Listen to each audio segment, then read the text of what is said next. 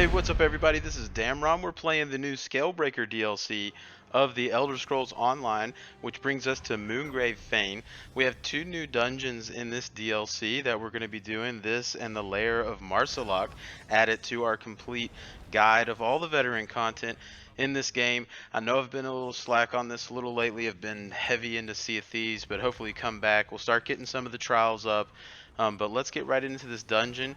If you haven't seen any of my guides before for the veteran guides, we will keep this as a complete playthrough, so you'll see the entirety of the dungeon. We will fast forward through most of the ads. We'll kind of keep that sped up so we get to the bosses a little quicker. I'll also timestamp the bosses into the comments and the description of the video, so if you're just coming for a specific boss, you can check out those timestamps to go to the boss that you're trying to learn the mechanics on. We'll also talk a little bit about the lore of the dungeon, and we'll also look at the monster set at the end of the playthrough. This is a little bit of a longer dungeon, just came out, and we were running this with basically a low DPS guy. We basically carried him through this, so some of the ad pulls were a little longer than usual, but this is a pretty fun dungeon. And there's also a new mechanic with this block you're going to see up here that plays an important role in one of the boss fights actually. This block is something you will actually move around by hitting it, and it's kind of demonstrating to you this mechanic right here. You can move it slightly by lighting tag. You can actually send it a pretty far distance if you heavy attack it.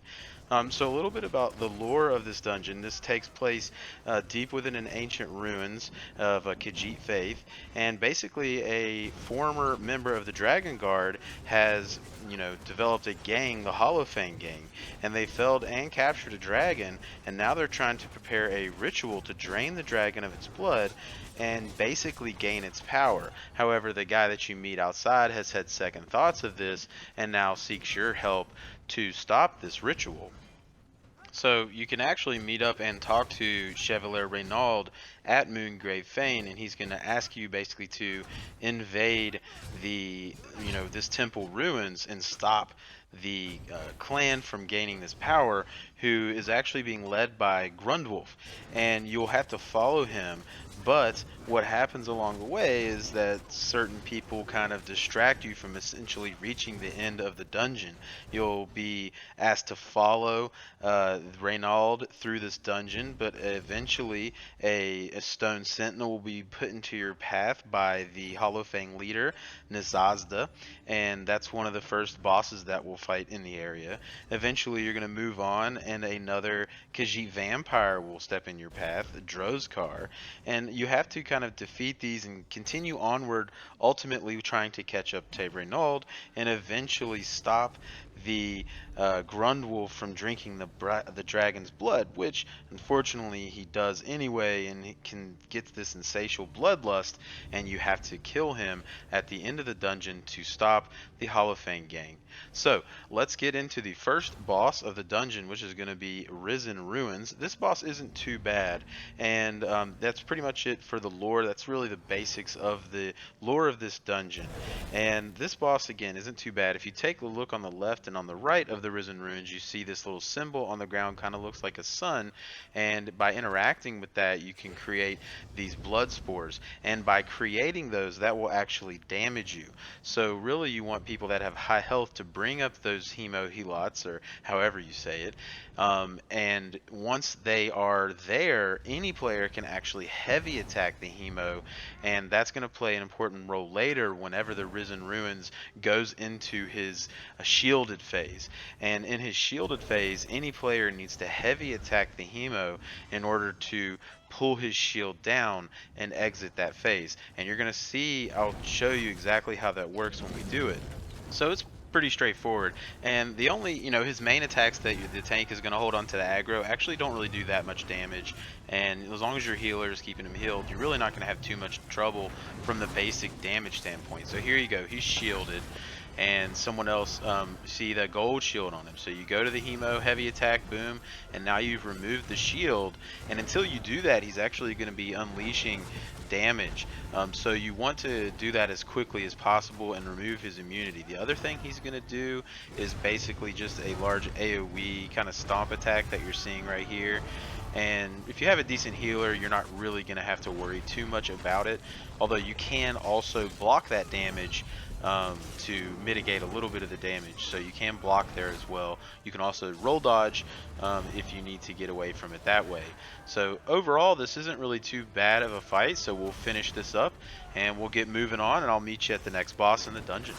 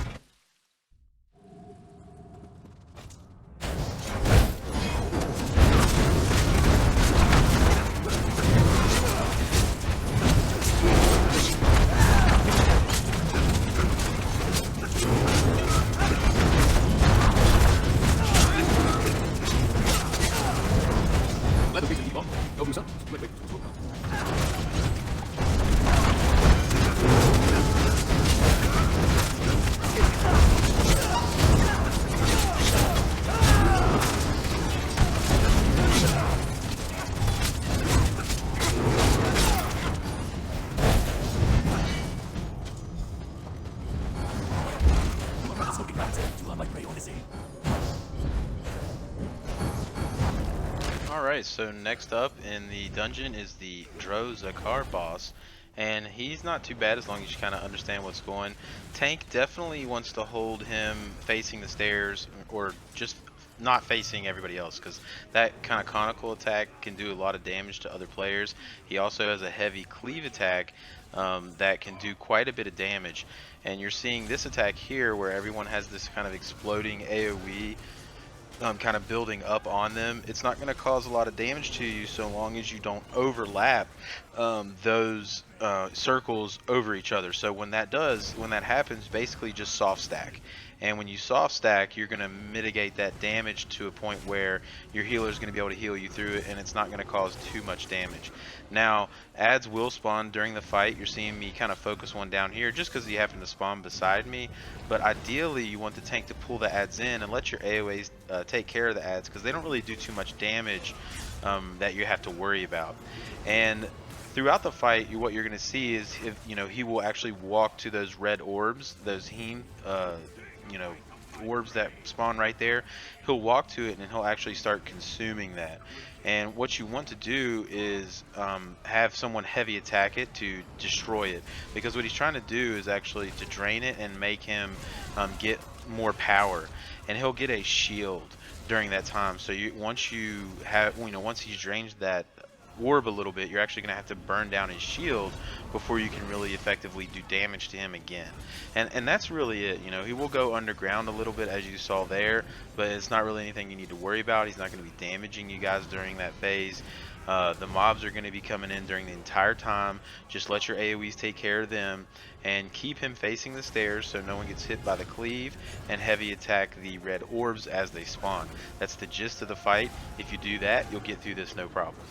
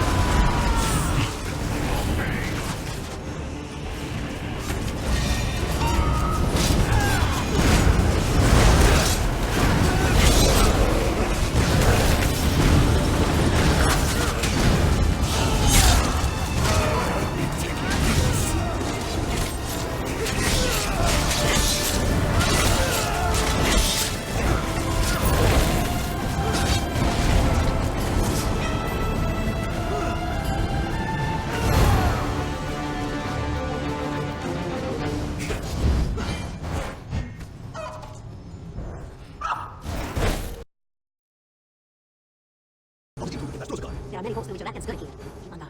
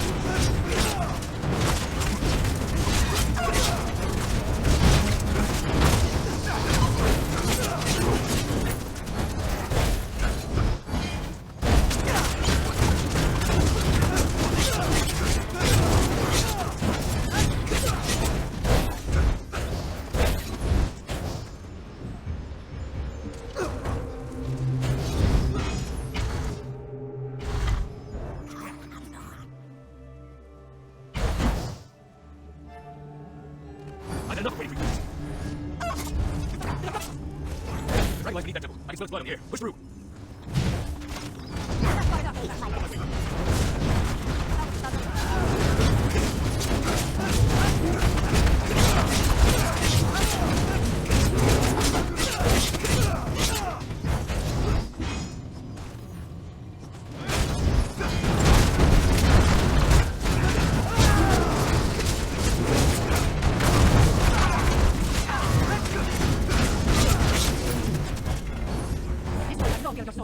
I can play a dragon. A cat will not be troubled. Yes?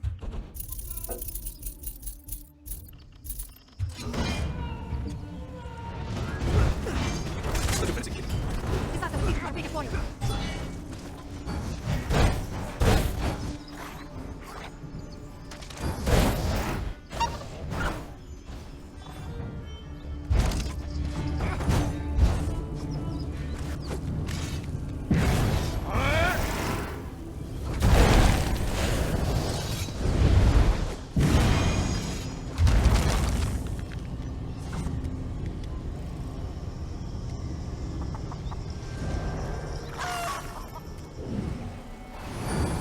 Alright, here we go. We're on to the third boss of Moongrave Fane, and that's going to be Kujo Kethba. And this is a pretty cool fight. It's got a new mechanic that we talked about briefly in the dungeon with those two blocks that you're going to see. Right, there's one on the right, one on the left, and you can target those. And before you start the fight, assign one DPS to one and one to the other. Say, okay, you know, I got the left side, you got the right side. Because the main mechanic in this fight that's going to kill you are these volcanic geysers that spawn in the ground and kind of do damage to you, almost like the geyser from Bloodroot Forge when you fought Gorbrock, or however you say his name. And what you have to do is when those volcanic geysers spawn, you need to push the block over the geyser, and when it's on the geyser, then, you know, for a few seconds, then that geyser will dissipate. And when you start initially, like, only 2 of the geysers will spawn, later 3. As you get into the fight, 4 of them will spawn.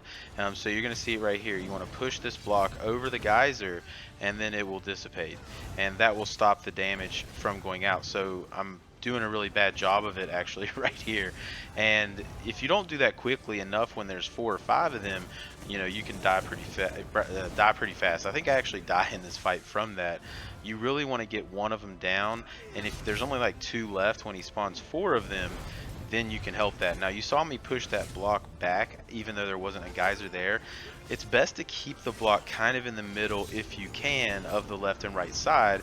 That way you can go to either side relatively quickly, because you don't know where those volcanoes or those geysers are going to spawn.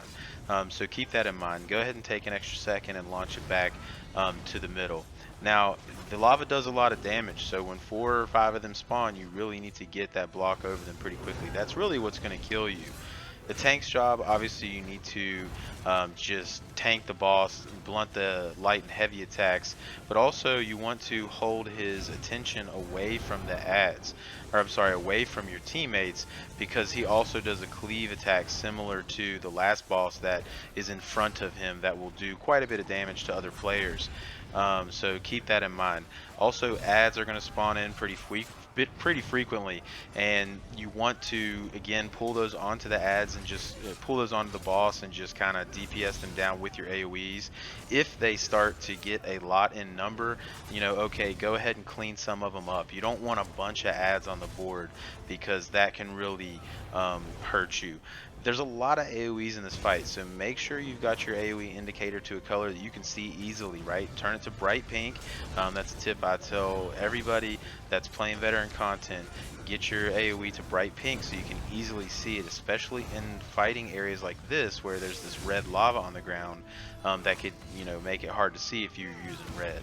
So other than that, just focus on the geysers and get your damage on the boss when you can, and you guys will get through this fight relatively easily. Keep the ads stacked on the boss, let your AoEs take care of them, and that's really all there is to it. So let's pound through this fight and we'll get moving on.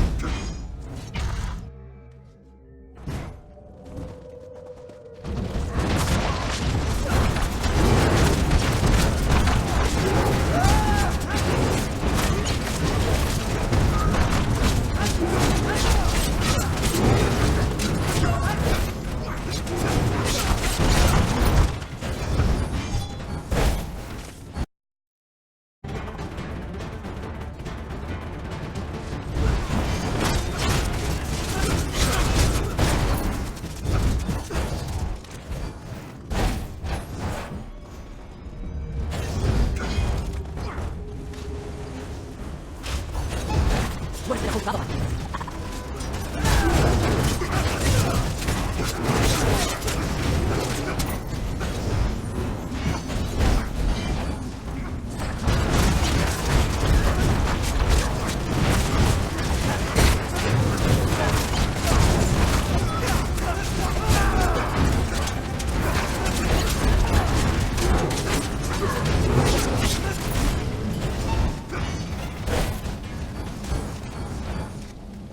We're always a strong swordsman, Grundwulf, but not the better one. Oh, Empire came before. Right here.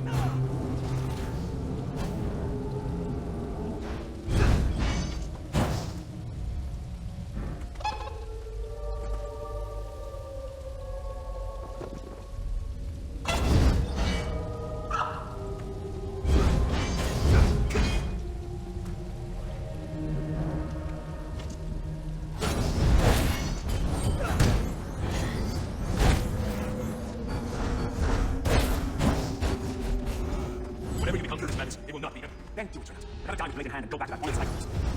You hesitated. I didn't need your help. Alright, so we've made it to the second to last boss in Moongrave Fane. This is going to be a dual boss. You're going to fight an earlier version of Grundwulf, and you're going to fight Nisaazda. And this fight's not too bad. Really, you want to stack Grundwulf on Nisaazda because she's not going to move around too much. But keep them stacked, and that's going to allow you to make sure you're damaging both of them at the same time. Now, Grundwulf will create a pretty large AoE that you want to stay out of. That will definitely kill you if you are just sticking around in it. And again, we have the Heme Orb kind of in the middle, and that's going to be for Nisaazda. It's gonna pop up on your screen. You're gonna see it. It's gonna say Nisaazda is summoning a thirst, right? And that's when you need to heavy attack the orb, just like their other fights. Heavy attack the orb in her direction and stop that summon. Also, so right there it is, you see Nisaazda summoning Sanguine's Thirst, so you heavy attack the orb in her direction and that summoning will stop. Now, another thing to take note of is all these kind of ads that are going to spawn and are going to have shields. And the shields are going to be around them. You're not going to really be able to do much damage to them really at all until that shield's gone. So don't worry about them. What's going to take their shield away is that same Heme Orb that you heavy attack towards Nisaazda. So whenever she's doing the summoning, that's when you want to hopefully hit her and all of the ads, take their shields down. And when their shields are bursted, then you can go ahead and burst them down and get them off the board, because they will continue to spawn in and they will cause problems if they get too numerous, as you're seeing me run away here. But I'm going to heavy attack this orb and get rid of some of them that are hanging out over there. So that's really the gist of it. Keep them stacked, make sure you're interrupting her summoning, and then kill the ads when you can take down their shields, and you're not going to have too much difficulty. Grundwulf obviously is going to be keeping the aggro on the tank is big. His heavy attack is lethal to anyone but the tank. If he happens to look at you and heavy attack you with his sword, you're basically done. So the tank really needs to make sure you're holding aggro of Grundwulf throughout the entirety of this fight. So keep it up. We're almost to the end of one of the new dungeons. I hope you guys are enjoying it so far. So let's bang this out and we'll be on the final boss.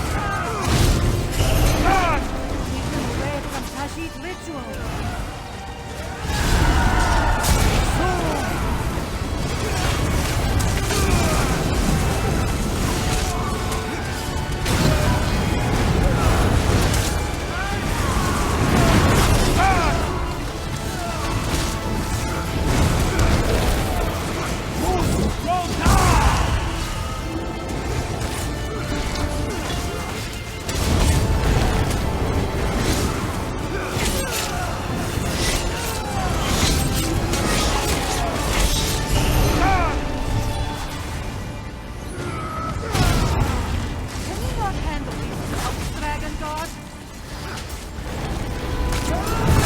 I can fend for myself. Gentlemen, try it.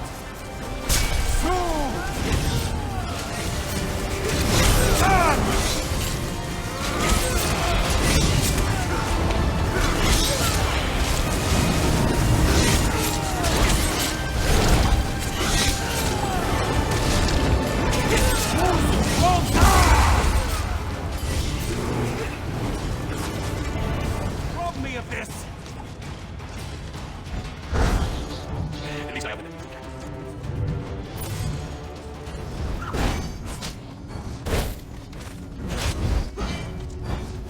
But my shaking, are they not more deserving?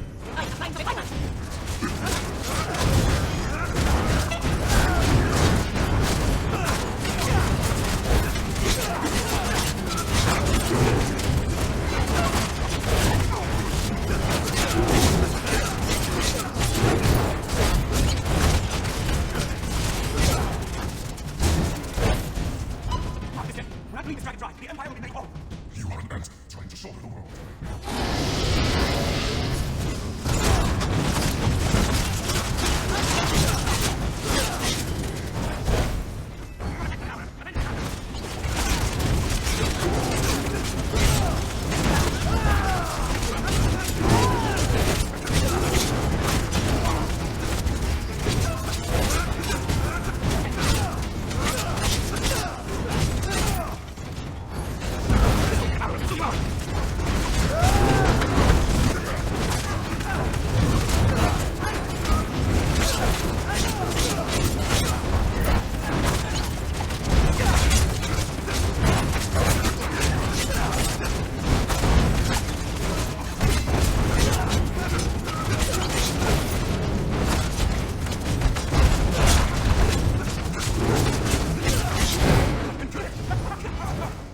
Bloated tick, you've drunk to bursting. Alright, so here we go. We're on to the final boss of Moongrave Fane. Pretty beautiful dungeon, in my opinion. But now we've got the bloodthirsty Grundwulf. He's drank the dragon's blood. But this fight on non-hard mode, we will try to get the hard mode up soon. But the non-hard mode's not that bad. He's going to have a lot of cleave attacks. So as always, tank, hold the aggro away from the other players. All these little AoEs you're seeing spawn in right now, those are fire attacks that are coming from the dragon. Easily avoidable. They're going to stay there for just a few seconds after he lands them, so just kind of get out of that area, but they're easily recognizable. Slow amount of time it takes from the AoE indicator starting until the point that the damage is there, so you should be able to get out of that pretty easily. You'll see occasionally the boss will go behind that cube there, and he's basically trying to regain his power, and you have to heavy attack the cube out of the way so that the dragon attack will actually hit Grundwulf and weaken him. If not, he will get very powerful, and that will be something you don't want to mess with. Another thing is you're going to basically get a tether every once in a while. I'm not sure if I get tethered in this particular fight, but I'll explain how it works and you'll see it happen to another player.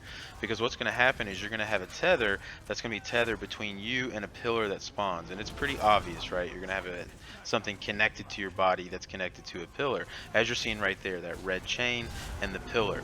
Something to keep in mind. If you are tethered, you are unable to get healing absorption. You're not able to be healed because it actually puts a healing absorption on you and negates any healing that you're going to receive. So if you do get that tether and you have a shield ability, that's the prime time to use it. And all you have to do though is actually the opposite of every other tether in this game, where your mind is think, oh, I'm tethered, I got to move away from the tether. In this fight, you actually need to move to the tether and stand right beside the pillar until it despawns, and that's all you got to do. Now occasionally he's going to spawn in some Hollow Fang large ad enemies. I do recommend trying to burst those guys down as quick as possible because you don't want multiple big guys coming into the fight. We got 2 in right now. It's a good idea to go ahead and wipe them off the board so you're not dealing with them and Grundwulf and the dragon AoEs and the tether. So keep that in mind. Other than that, the little ads that spawn in, you don't need to worry too much much about. Your AoE should take care of them throughout the fight. The main thing you want to take note of is when he runs behind the pillar, right there, heavy attack the pillar out of the way so the dragon will weaken him. If you don't do that, he will get very strong, and that's going to cause you big problems. So that's the gist of the fight. So let's go ahead and finish this fight off. It's not too bad, and we'll talk about the monster set at the end.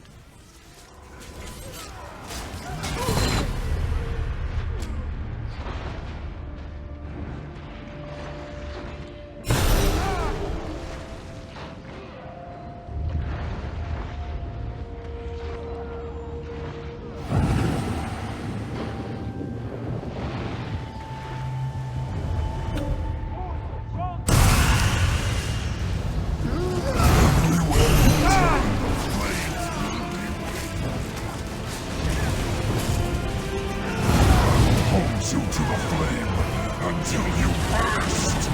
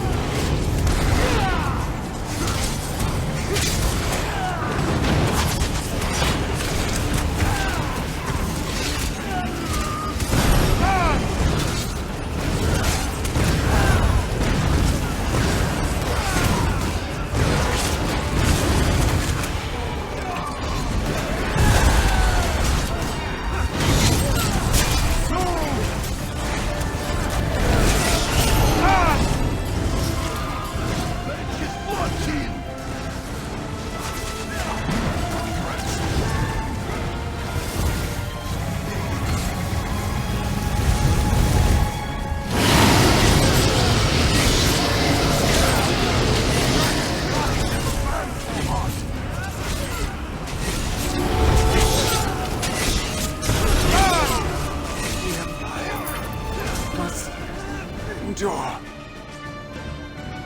I failed you, old friend. You deserved a better death. No kind words for me, Reynald. Still your tongue, worm.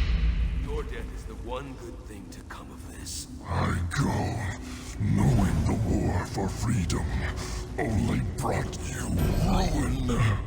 Void take you. Alright, so that's going to do it for Moongrave Fane. I hope you guys enjoyed that.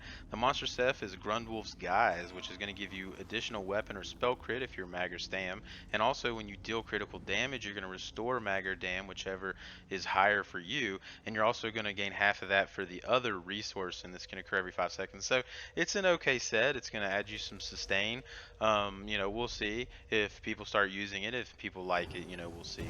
So I hope you guys enjoyed the playthrough. I hope you found it helpful. If you like my stuff, feel free to like and subscribe, and hopefully we'll see you out on Elder Scrolls, and we'll see you in the new dungeon. Hopefully I'll get that up either tonight or tomorrow, and we'll have the new dungeons ready to roll.